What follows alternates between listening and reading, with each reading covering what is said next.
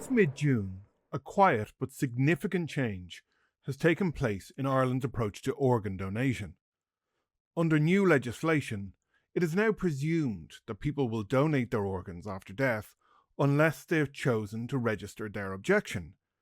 And by the end of September this year, more than 55,000 people had done just that.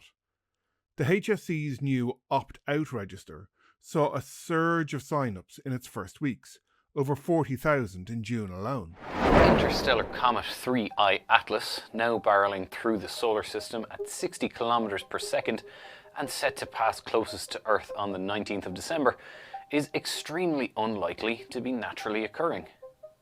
That's the view of Harvard University astronomer Avi Loeb. Professor Loeb said the comet has 8 anomalies that, together, make a strong case against it simply being a natural comet.